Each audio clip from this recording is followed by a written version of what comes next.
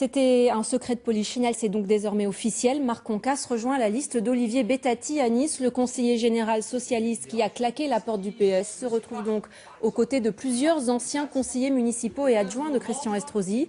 Liste d'Union républicaine au-delà des clivages gauche-droite ou simple rassemblement des déçus de chaque camp. On va lui poser tout de suite la question car il nous attend en direct de Nice. Marc Concasse, bonjour et merci d'être avec nous. Alors, vous avez fait durer le suspense ces dernières semaines en retardant cette annonce. Qu'est-ce qui vous a finalement décidé ? C'est un constat simple qui consiste à dire que la ville de Nice va mal, et elle va mal parce qu'elle est entre de mauvaises mains. Et il est temps de proposer aux Niçoises et aux Niçois un autre chemin, une autre manière de penser la gestion de cette ville.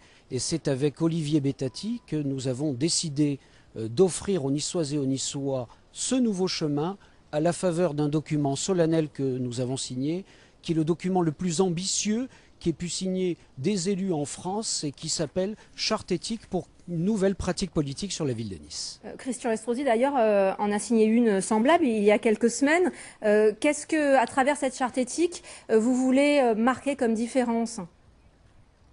Christian Estrosi a fait éclater de rire tout un tas de gens en indiquant dans sa charte éthique mesure numéro 1 préserver et défendre l'intérêt général, ce qui est quand même inhérent à la fonction d'élu. Non, on est au-delà de ce genre de bêtises. Ce que nous avons signé aujourd'hui solennellement est un acte extrêmement fort. Je peux vous en décrire 3 piliers.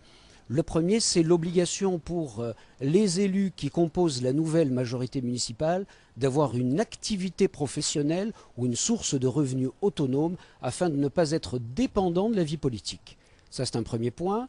Le deuxième, c'est table rase de l'ensemble des dépenses que le maire actuel expose avec des mesures originales de lutte contre les dépenses inconsidérées et la limitation drastique du train de vie des élus.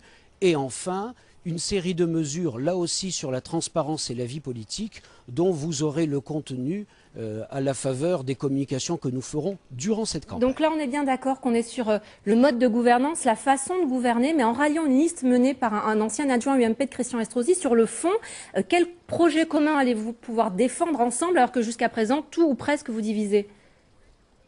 Non, rien ne nous divisait.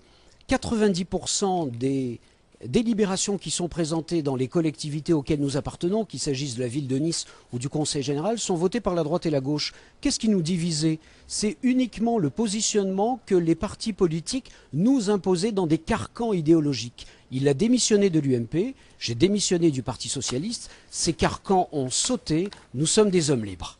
Merci. Et plus rien ne nous sépare. Merci Marc Concasse d'avoir répondu à nos questions. Reportage complet sur cet événement politique dans le 19-20 ce soir.